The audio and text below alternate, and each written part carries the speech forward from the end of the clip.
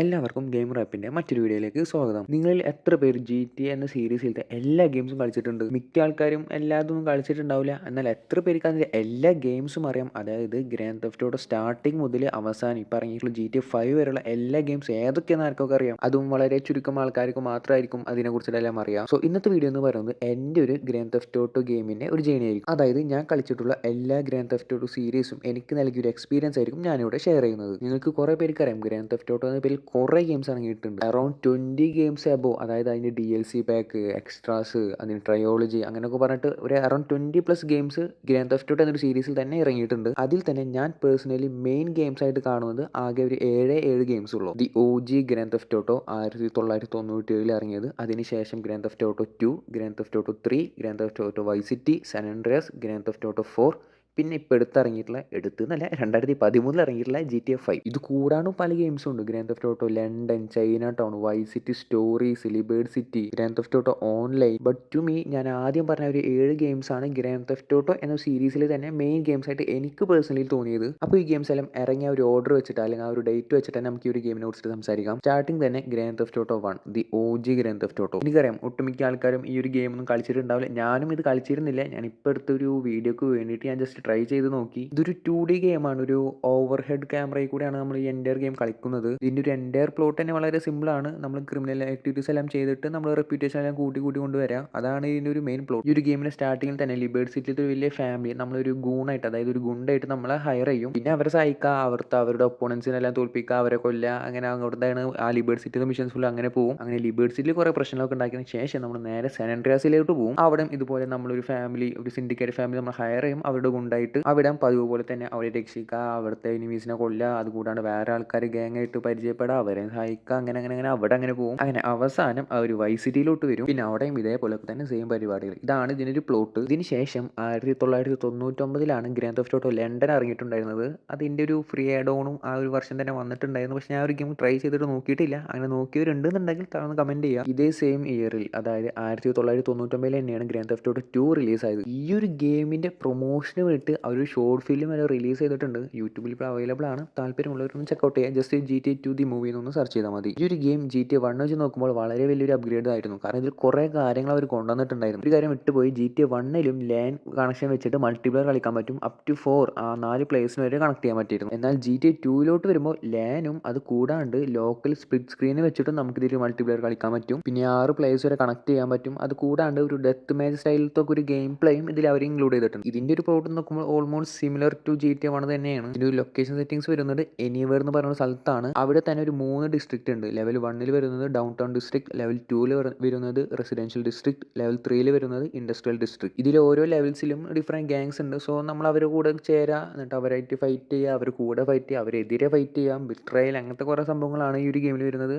Almost similar to GTA 1 തന്നെയാണ്. But കുറച്ചുകൂടി കൂടുതൽ കാര്യങ്ങൾ അവർ ഇതിൽ ആഡ് ചെയ്തിട്ടുണ്ട്. ഓൾസോ ഇതിൻ്റെ ക്യാമറ പോയിന്റും GTA 1 പോലെ തന്നെ 2D ബേർഡ്സ് ഐ വ്യൂ അല്ലെങ്കിൽ ഒരു ഓവർ ഹെഡ് വ്യൂ തന്നെയാണ്. ആൻഡ് വൺ മോർ തിങ്, ഇതെല്ലാതും ഇപ്പോൾ ഇറങ്ങിയിട്ടുണ്ടായിരുന്നത് PC-യിൽ, PlayStation 1-ൽ, അത് കൂടാണ്ട് ഗെയിം ബോയ് എന്ന് പറഞ്ഞൊരു സാധനത്തിൽ. ഈ ഒരു ഗെയിം ബോയ് എന്താണെന്നുള്ളത് ഇപ്പോൾ പുതുതായിട്ട് ഗെയിമിലോട്ട് വരുന്നവർക്ക് മിക്കവർക്ക് അറിയണ്ടാവില്ല. അപ്പോൾ പണ്ട് മുതൽ ഗെയിമിൽ കണക്ട് ചെയ്യുന്നവർക്ക് ഇത് കറക്റ്റ് മനസ്സിലാവും സംഭവം എന്താണെന്നുള്ളത്. എൻ്റെ ഒക്കെ ഒരു ഡ്രീമായിരുന്നു അന്ന് ഈ ഒരു ഗെയിം ബോയ് എന്ന് പറഞ്ഞ സാധനം വാങ്ങിച്ച് കളിക്കാന്നുള്ളത്. ബട്ട് അൺഫോർച്യുനേറ്റ്ലി എനിക്ക് സാധിച്ചില്ല. പക്ഷേ ഞാൻ കളിച്ചിട്ടുണ്ട്.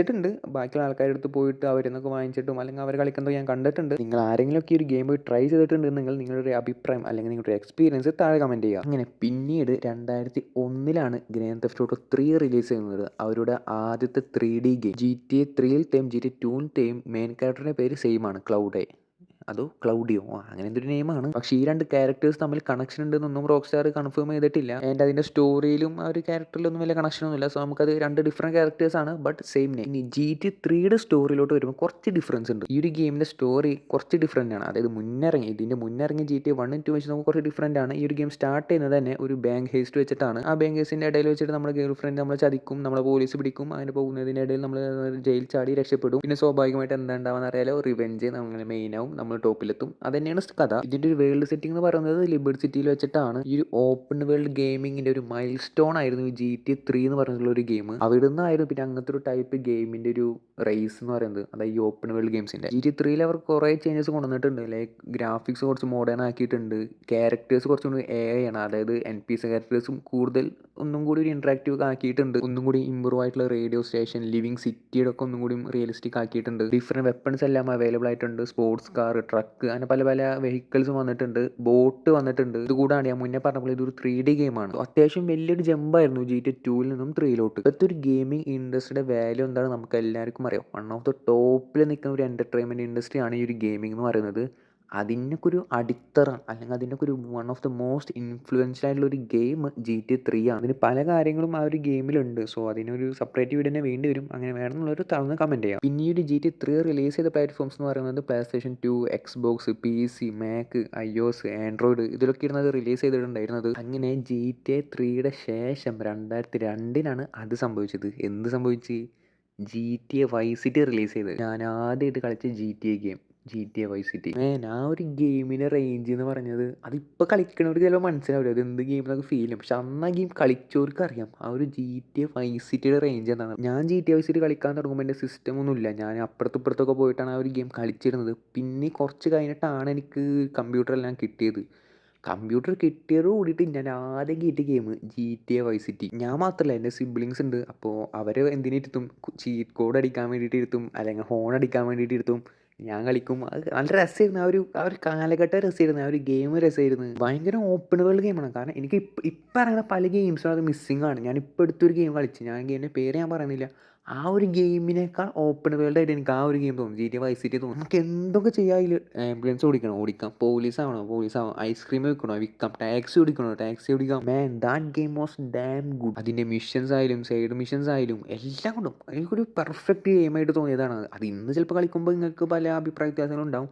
പക്ഷെ അന്ന് ഞാൻ കളിക്കുമ്പോൾ എനിക്ക് ഏറ്റവും എൻ്റർടൈൻമെൻറ്റ് തന്നൊരു ഗെയിമായിരുന്നു GTA Vice City. ഈ ഒരു ഗെയിമിനെ കുറിച്ചിട്ട് എനിക്കൊരു സെപ്പറേറ്റ് വീഡിയോ, അതായത് കുറേ കാര്യം എടുത്തെടുത്ത് പറഞ്ഞിട്ടൊരു വീഡിയോ ചെയ്യണമെന്നുണ്ട്. ഞാൻ കുറച്ച് കഴിയട്ടെ, എന്തായാലും അതിന് ശേഷം ഞാനൊരു വീഡിയോ ചെയ്യാം. GTA 6 ഒക്കെ ഇറങ്ങുന്നതിന് മുന്നേ ആയിട്ട് നമുക്കത് ആ ഒരു വീഡിയോ നമുക്ക് എന്തെങ്കിലും പ്ലാൻ ചെയ്യാം. അതിൻ്റെ പ്ലോട്ടും ആ ഒരു ഗെയിം എന്താണെന്നുള്ളത് ഒട്ടുമിക്ക ആൾക്കാർക്കും അറിയാം. ഇനിയിപ്പോൾ അഥവാ അറിയാത്തവരുണ്ടെന്നുണ്ടെങ്കിൽ ആ ഗെയിം തീർച്ചയായും ട്രൈ ചെയ്യുക. കാരണം ഇപ്പോൾ കളിച്ചാലും ആ ഒരു ഗെയിം നിങ്ങൾക്ക് എൻ്റർടൈൻമെൻറ്റ് ആയിരിക്കും, ഷുവറാണത്. പേര് പോലെ തന്നെ ആ ഒരു ഗെയിമിൻ്റെ വേൾഡും Vice City തന്നെയാണ്. അത് PlayStation 2, Xbox, PC same like GTA 3 എവിടെയൊക്കെ ഇറങ്ങിയോ അതെല്ലാ പ്ലാറ്റ്ഫോമിലും ഇതും അവൈലബിൾ ആയിട്ടായിരുന്നു. അങ്ങനെ Vice City കളിച്ചതിന് ശേഷമാണ് ഞാൻ GTA San Andreas കളിക്കണം. ഈ ഒരു ഗെയിമും കൂടി ഇറങ്ങിയാണ്ട് കളിച്ച് തുടങ്ങിയപ്പോൾ ഇതിൻ്റെ റേഞ്ച് ഇങ്ങനെ കൂടി, അത് ഗ്രാൻഡ് തെഫ്റ്റ് ഓട്ടോയുടെ റേഞ്ച് ഇങ്ങനെ കുത്തനെയാണ് കൂടിയത്. 2004 GTA San Andreas റിലീസ് ചെയ്തത്. എജ്ജാതി ഗെയിമായിരുന്നു അറിയാം അത്. GTA Vice Cityയിലൊന്ന് തിരി കൊളത്തി വിട്ടവർ ബാക്കി പൊട്ടണത് മൊത്തം GTA San Andreas വെച്ചിട്ടായിരുന്നു. എന്ത് വെൽഡാണ് അതിൻ്റെ മാപ്പ്. എനിക്കൊന്നും ഞാനൊക്കെ ഒരു സ്ഥലത്ത് നിന്ന് മറ്റേ സ്ഥലത്തേക്ക് പോകണമെങ്കിൽ പറന്നിട്ടേ പോവുള്ളൂ.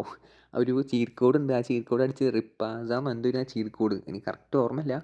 അതടിക്കുക, വണ്ടി എടുക്കുക, പറക്കുക. അല്ലാണ്ട് വണ്ടി ഓടിച്ച് പോരൊന്നുമില്ല, നേരെ പറക്കുക, അവിടെ എത്തുക. മെയിനായിട്ട് മിഷൻസിലാണ് ഞാൻ ഇങ്ങനെ പോയിരുന്നത്. അത് മിഷൻസിൽ പെട്ടെന്ന് മിഷന് തീർക്കണം, അവനെ വിട്ട് അവിടെ തീർക്കണം, പൈസ ഉണ്ടാക്കണം, ഇവനെ കൊല്ലണം, അങ്ങനെ ഒരു ഇത് വെച്ചിട്ടായിരുന്നു നമ്മൾ പോയിരുന്നത്. ഈ ഒരു ഗെയിമിനും സെപ്പറേറ്റ് ഒരു വീഡിയോ വേണ്ടി വരും. കാരണം ഞാൻ ഇപ്പോൾ ഇതിങ്ങനെ ഇരുന്ന് ആലോചിക്കുമ്പോഴാണ് എനിക്ക് പല പല കാര്യങ്ങൾ ഓർമ്മ വരുന്ന ഒരു ഗെയിമിനെല്ലാം കുറിച്ചിട്ട്. അന്ന് എന്ന് വെച്ചാൽ നമുക്ക് ഇഷ്ടം പോലെ സമയമുണ്ട്. പക്ഷേ ഗെയിം കളിക്കാൻ എന്ത് വേണം, ഉമ്മാടെ എന്നുള്ള സമ്മതം വേണം. ഉമ്മാടെ അടുത്തൊക്കെ പോയി കരഞ്ഞൊരു അരമണിക്കൂർ കരഞ്ഞ് കാല് പിടിച്ചാലാണ് ഒരു അരമണിക്കൂർ ഗെയിം കളിക്കാൻ പറ്റുള്ളൂ. പക്ഷേ ഇന്നാണെങ്കിൽ നേരെ തിരിഞ്ഞ് നമുക്ക് എപ്പോൾ വേണമെങ്കിലും ഗെയിം കളിക്കാം, പക്ഷേ സമയമില്ല. എന്തായാലും നൊസ്റ്റാൾജി അടിച്ചിട്ട് വെറുപ്പിക്കുന്നില്ല. നമുക്ക് GTA San Andreas സ്റ്റോറിയിലോട്ട് വരാം. ആ ഒരു ഗെയിം മൊത്തമായിട്ട് കളിച്ച് കഴിഞ്ഞാൽ, അതായത് ആ സ്റ്റോറി മൊത്തം കളിച്ച് കഴിഞ്ഞവർക്ക് അറിയാം അതിൻ്റെ അകത്ത് പല ട്വിസ്റ്റ് ഉണ്ട്. അതായത് അന്ന് നിന്ന് കുറേ ട്വിസ്റ്റ് കേൾക്കുമ്പോൾ നമ്മളിങ്ങനെ അന്തം വിട്ട് നിൽക്കും.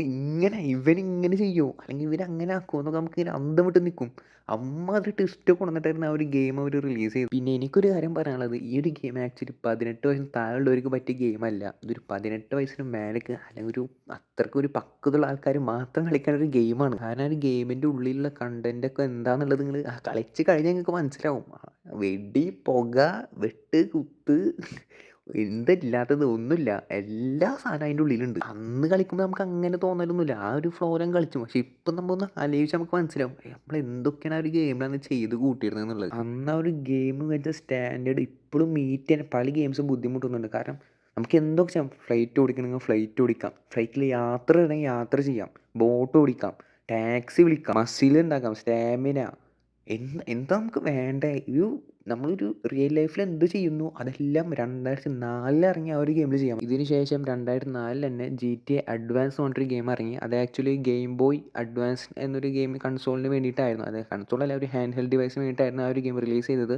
അത് ഞാൻ ട്രൈ ചെയ്തിട്ടില്ല. പിന്നീട് 2005 ലിബേർട്ട് സിറ്റി സ്റ്റോറീസും 2006 വൈസ് സിറ്റി സ്റ്റോറീസ് ഇറങ്ങി. ലിബേർട്ട് സിറ്റി സ്റ്റോറീസ് ഞാൻ സ്റ്റാർട്ട് ചെയ്തിട്ടുണ്ടായിരുന്നു, പക്ഷെ എനിക്ക് അതിൻ്റെ ഒരു ഓർമ്മ എക്സാക്റ്റ് കിട്ടുന്നില്ല. വൈസ് സിറ്റി സ്റ്റോറീസ് ഞാൻ മൊത്തം കളിച്ച് തീർത്തിട്ടുണ്ട്. ഞാൻ കളിച്ചത് PSPയിലാണ്. ഇത് രണ്ടും ഇറങ്ങിയിരിക്കുന്നത് PSPയിലാണ്. വൈസ് സിറ്റി സ്റ്റോറീസ് എന്ന് പറഞ്ഞാൽ വൈസ് സിറ്റി സെയിം ആപ്പിൽ തന്നെ ക്യാരക്ടേഴ്സ് കുറച്ച് വ്യത്യാസമുണ്ട്. മിഷൻസിലും കുറച്ച് വ്യത്യാസങ്ങളൊക്കെ വെച്ചിട്ട് ഒരു സംഭവം വലിയ കാര്യമായിട്ടുള്ള മേജർ ചേഞ്ച് ഒന്നുമില്ല. പക്ഷേ ഹാൻഡ് ഹെൽഡ് ഗെയിമിങ്ങിലാണ് ഞാൻ കളിക്കുന്നത്. അത് PSPയിലാണ് കളിക്കുന്നത്. സോ അതിൻ്റെ ഒരു എക്സ്പീരിയൻസ് അത്യാവശ്യം നൈസായിരുന്നു. പിന്നെ മൾട്ടിപ്ലെയർ ഓപ്ഷൻ ഉണ്ടായിരുന്നു ആ ഒരു ഗെയിമിൽ. അത് എല്ലാ PSPയിലും അവൈലബിൾ അല്ല. ചില PSPയിൽ ഒരു മൾട്ടിപ്ലെയർ ഓപ്ഷൻ ഉണ്ട്. So GTA Vice City Stories ഒക്കെ മൾട്ടിപ്ലെയർ ആയിട്ട് കളിക്കാനും അത്യാവശ്യം നൈസായിരുന്നു. അതിന് ശേഷം 2008 GTA 4 ഇറങ്ങുന്നത്. GTAയിൽ വെച്ചിട്ട് തന്നെ ഒരു HD ഗ്രാഫിക്സ് അല്ലെങ്കിൽ ഒന്നും കൂടി റിയലിസ്റ്റിക്സ് ആയിട്ടുള്ള ഗ്രാഫിക്സ് ഒക്കെ സ്റ്റാർട്ട് ചെയ്യുന്നത് ഈ ഒരു ഗ്രാൻഡ് തെഫ്റ്റ് ഓട്ടോ 4 നിന്നായിരിക്കും. ഈ ഒരു സമയമൊക്കെ ആയപ്പോഴേക്കും ഗെയിമിംഗ് ഇൻഡസ്ട്രിയൊക്കെ നല്ല രീതിയിൽ വളർന്നു, അത്യാവശ്യം സെറ്റ് ആയിട്ടുണ്ടായിരുന്നു. സോ HD ഗെയിംസ് ഒക്കെ ഇറങ്ങാൻ തുടങ്ങി. ഒന്നും കൂടി ഗ്രാഫിക്സ് റിയലിസ്റ്റിക്സ് ആയിട്ടുള്ള ഗെയിംസ് ഒക്കെ റിലീസ് ചെയ്യാൻ തുടങ്ങി. ഇതിലെ NPC ക്യാരക്ടേഴ്സ് ഒക്കെ ഒന്നും കൂടി നല്ല രീതിയിൽ റിയാക്ട് ചെയ്യാൻ തുടങ്ങി. ഒന്നുകൂടി റിയലിസ്റ്റിക് ആയിട്ട് റിയാക്ട് ചെയ്യാൻ തുടങ്ങി. കാറിൻ്റെ ഒക്കെ ഹാൻഡ്ലിങ്ങും അതിൻ്റെ ഒരു ഫിസിക്സും അതിൻ്റെ ഒരു ഒന്നുകൂടി ഗ്രൗണ്ടഡ് ആയിട്ടൊക്കെ നമുക്ക് ഫീൽ ചെയ്ത്, അതായത് ഒന്നും കൂടി പക്ക ഒന്ന് റിയലിസ്റ്റിക് ആയ എല്ലാ ഗെയിമിൻ്റെ മൊത്തം. ഞാനൊക്കെ ഒരു GTA 4 കുറേ കഴിഞ്ഞിട്ടാണ് കളിക്കുന്നത്. അതിന് റിലീസിനും കുറേ ശേഷമാണ് ഞാനൊരു ഗെയിം കളിക്കുന്നത്. പക്ഷേ ഞാനിത് ഇറങ്ങിയപ്പോൾ തന്നെ ഇതിൻ്റെ ഒരു റൂമേഴ്സ് ആയിട്ട്, അതായത് എനിക്ക് കൂടുതൽ ഇഷ്ടപ്പെട്ട ഒരു കാര്യം, ഇതിൽ നമുക്ക് സെൽഫോണൊക്കെ ഉപയോഗിക്കാൻ പറ്റും, അതിൽ ചീറ്റ് കോഡൊക്കെ ടൈപ്പ് ചെയ്ത് വെക്കാൻ പറ്റും, അങ്ങനെയൊക്കെ കേട്ടിട്ടുണ്ടായിരുന്നു. സോ അങ്ങനെയുണ്ട് ആ ഒരു ഗെയിമിൽ, അങ്ങനത്തെ ഒരു ഫീച്ചേഴ്സും കാര്യങ്ങളൊക്കെ ഉണ്ട്. അത് വേറെ ഗെയിമിലൊക്കെ ഉണ്ടായിരുന്നോ എന്നുള്ളത് എനിക്കറിയില്ല. ഞാൻ ആദ്യമായിട്ട് കേൾക്കുന്നത് GTA 4 അങ്ങനെ ഒരു ഫീച്ചർ വന്നെന്ന് പറഞ്ഞിട്ട്. ഗെയിമിൽ തന്നെ നമുക്ക് ഇൻ്റർനെറ്റ് കണക്ട് ചെയ്തിട്ട് നമുക്ക് മെയിൽ വായിക്കാം, ന്യൂസ് വായിക്കാം, മിഷൻസ് എല്ലാം എടുക്കാം. നമ്മളെടുക്കുന്ന ഓരോ ചോയ്സിനും അതിൻ്റേതായിട്ടുള്ള ഒരു കോൺസിക്വൻസ് ഉണ്ട്, ഒരു ആഫ്റ്റർ എഫക്ട്സ് ഉണ്ടാവും. ഒന്നും കൂടി റിഫൈൻ ആയിട്ടുള്ള ഒരു ഓൺലൈൻ മൾട്ടിപ്ലെയർ വന്നത് GTA 4 അത് പല ഫ്യൂച്ചേഴ്സ് വന്നിട്ടുണ്ട്. Death match, team death match, races, corps, free room, അങ്ങനെ പല ഫ്യൂച്ചേഴ്സ് ഇതിൽ വന്നിട്ടുണ്ട്. 16 പ്ലേയേഴ്സ് വരെ നമുക്കൊരു കൺസോളിൽ കണക്ട് ചെയ്യാൻ പറ്റും, ഓരോരുത്തരും ഡിഫറെൻറ്റ് ക്യാരക്ടേഴ്സ് വെച്ചിട്ട്. ഈ ഒരു ഗെയിം ഈ പറഞ്ഞ പോലെ ഗെയിമിംഗ് ഇൻഡസ്ട്രിയിലത്തെ ഒരു മൈൽ സ്റ്റോൺ ആയിരുന്നു. കാരണം ഇത് ഇറങ്ങുന്നതോട് കൂടിയിട്ടാണ് ഒന്നും കൂടി പുതിയ ഗ്രാഫിക്സിലേക്ക് അല്ലെങ്കിൽ ഒന്നും കൂടി മികച്ച ഗ്രാഫിക്സിലേക്കൊക്കെ മറ്റു ഗെയിംസ് എല്ലാതും വരാൻ തുടങ്ങിയത്. അതായത് മെയിനായിട്ട് റിയലിസ്റ്റിക് ആയിട്ടുള്ള ഒരു ഫോക്കസ് വരുന്നതെല്ലാം ഈ ഒരു ഗെയിം അനുസരിച്ചിട്ടാണ്. ഇതിൻ്റെ ഒരു വേൾഡ് എന്ന് പറയുന്നത് ലിബേർട്ട് സിറ്റിയാണ്. പല GTA ഗെയിമിൽ ഇത് മുന്നേ നമ്മൾ കണ്ടിട്ടുണ്ട്. പക്ഷേ ഇതിൻ്റെ ഒരു സിറ്റി എന്ന് പറയുന്നത്, ഒരു വേൾഡ് എന്ന് പറയുന്നത് ഒന്നും കൂടി റിയലിസ്റ്റിക് ആണ്. നല്ല രീതിയിൽ അവർ എടുത്ത് വെച്ചിട്ടുണ്ട്. ഈ ഒരു ഗെയിം ഞാൻ എൻ്റെയർ ആയിട്ട് കളിച്ചിട്ടില്ല, മൊത്തമായിട്ട് കളിച്ചിട്ടില്ല. സോ അതിൻ്റെ പ്ലോട്ട് എനിക്ക് കറക്റ്റായിട്ട് അറിയില്ല. നമ്മൾ സ്ഥലത്തേക്ക് വരും, അങ്ങനെ നമ്മൾ ഫ്രണ്ടിനെ മീറ്റ് ചെയ്യുക, അങ്ങനെ മീറ്റ് ചെയ്ത് കഴിഞ്ഞതിന് ശേഷമാണ് നമുക്ക് മനസ്സിലാവുക അവനൊരു വലിയൊരു ഡെപ്തിൽ പെട്ടിരിക്കുകയാണ്, ഒരു ലോൺ ഷാർക്കായിട്ട്. സോ അതിൻ്റെ കുറച്ച് പ്രശ്നങ്ങളൊക്കെ അവനക്കുണ്ട്. സോ അവനെ സഹായിക്കാൻ വേണ്ടിയിട്ട് നമ്മൾ നേരെ അണ്ടർവേൾഡിലേക്ക് ഇറങ്ങുകയാണ്. പിന്നീട് അവിടെ നിന്നുള്ള നമ്മുടെ ഒരു ജേണി, അങ്ങനെ നമ്മുടെ ലോൺ ഷാർക്കിനെ കൊല്ലുകയും പിന്നെ നമ്മുടെ ഒരു ക്രിമിനൽ എംപയർ നമ്മളവിടെ പൊക്കി കൊണ്ടുവരുന്നതാണ് ഇതിൻ്റെ ഒരു മെയിൻ സ്റ്റോറി. ഇതിൻ്റെ ഇടയിൽ പല ട്വിസ്റ്റും കാര്യങ്ങളൊക്കെ ഉണ്ട്. കാരണം നമ്മൾ മെയിൻ ഗോൾ ഇതല്ല, നമ്മൾ ഇടയ്ക്ക് വരുന്നതിൻ്റെ നമുക്ക് മറ്റു ലക്ഷ്യങ്ങളുണ്ട്. നമ്മളെന്തോ യുദ്ധത്തിലൊക്കെ ഉണ്ടായിരുന്നു, യുദ്ധത്തിൽ നമ്മൾ ബിട്രേ ചെയ്ത് ആരൊക്കെയോ തേടി പിടിച്ച് കൊല്ലാനോ അല്ലെങ്കിൽ അവരെ കണ്ടുപിടിക്കാനോ കൂടിയാണ് നമ്മൾ ഇവിടേക്ക് വരുന്നത്.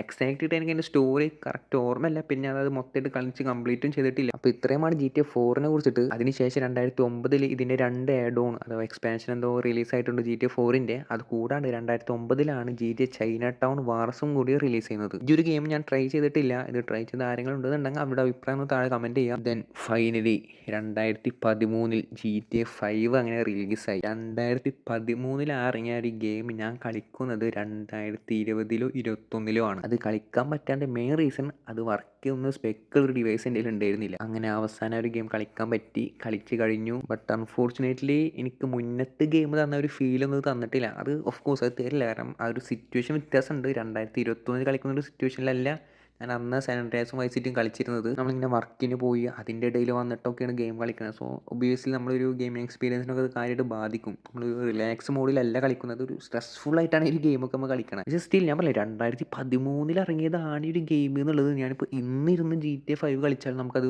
ഫീൽ ചെയ്യില്ല. ഞാൻ പറഞ്ഞില്ല, ഇതിനെക്കുറിച്ചിട്ട് GTA 5 കുറിച്ചിട്ട് ഞാൻ കൂടുതൽ ആരോടും പറയേണ്ട ആവശ്യമില്ല.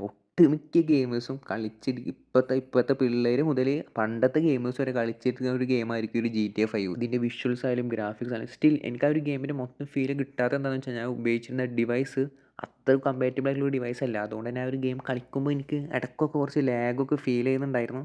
പക്ഷേ ആ ഗെയിമിനോടുള്ളൊരു ഇഷ്ടം കുറവും അങ്ങനെയുണ്ട്. ലാഗ് ഉണ്ടെങ്കിൽ കുഴപ്പമില്ല എന്നുള്ള നിലക്കാണ്ട് കളിച്ച് പോയതാണ്. 3 ഡിഫറെൻറ്റ് പെർസ്പെക്റ്റീവ്, അതായത് 3 ഡിഫറെൻറ്റ് ക്യാരക്ടേഴ്സ് വെച്ചിട്ടാണ് നമുക്ക് കളിക്കുക. ആ ഒരു ക്യാരക്ടേഴ്സിനെ കൊടുത്തേക്കുന്ന ഒരു ബാക്ക്ഗ്രൗണ്ടും അവരുടെ ഒരു മാനറിസം അതെല്ലാം രസമായിട്ടുണ്ട്. ഓരോ ഡിഫറെൻറ്റ് ക്യാരക്ടേഴ്സും പക്ക ഡിഫറെൻറ്റ് പേഴ്സണാലിറ്റീസാണ്. അതെല്ലാം രസമായിട്ട് അവർ ചെയ്തിട്ടുണ്ട്. ഞാനതിൻ്റെ ഒരു റിവ്യൂ ആയിട്ടൊന്നും ഞാനിവിടെ ഇടുന്നില്ല. നിങ്ങൾക്ക് ഒബിയസ്ലി നിങ്ങൾക്കറിയാം ആ ഒരു ഗെയിമിൻ്റെ റേഞ്ച് എന്താണെന്നുള്ളതൊക്കെ. ഈ GTA 5 ഇറങ്ങി അതേ വർഷം തന്നെ GTA ഓൺലൈൻ ഇറങ്ങി. അതിനുശേഷം 2021 GTA ട്രയോളജി ഇറങ്ങി.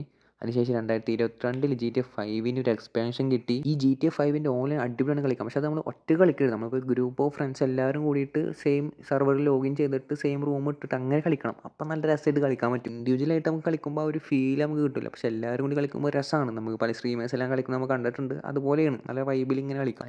2013 ഇറങ്ങിയ ഒരു ഗെയിം ഇപ്പോഴും പല ആൾക്കാരും കളിക്കാറുണ്ട്. അതിൻ്റെ ഓൺലൈനൊക്കെ ഇപ്പോൾ കളിക്കാറുണ്ട്. കാരണം അവരത് ഇങ്ങനെ അപ്ഡേറ്റ് ചെയ്ത് കൊണ്ടുവരുന്നുണ്ട്. അതിൻ്റെ ഗ്രാഫിക്സും എല്ലാം അവരിങ്ങനെ മെല്ലെ മെല്ലെ ഓരോ രീതിയിൽ അപ്ഡേറ്റ് ചെയ്ത് കൊണ്ടുവരുന്നുണ്ട്. ഇപ്പോൾ PlayStation 5 ഇറങ്ങിയപ്പോൾ അതിന് വേണ്ടിയിട്ട് ഒന്നും കൂടി അപ്ഗ്രേഡ്സ് കൊണ്ടുവന്നിട്ടുണ്ട് ആ ഒരു ഗെയിമിൽ. അങ്ങനെ അതിന് ശേഷം 12 വർഷങ്ങൾക്ക് ശേഷമാണ് GTA 6 ഇപ്പോൾ ഇറങ്ങുമെന്ന് ഇങ്ങനെ പറഞ്ഞ് ഏകദേശം കൺഫർമേഷൻ കിട്ടിയിട്ടുണ്ട്. ഇനി അടുത്ത പോലെ അത് മാറുമോ ഇല്ലയെന്നൊന്നും അറിയില്ല.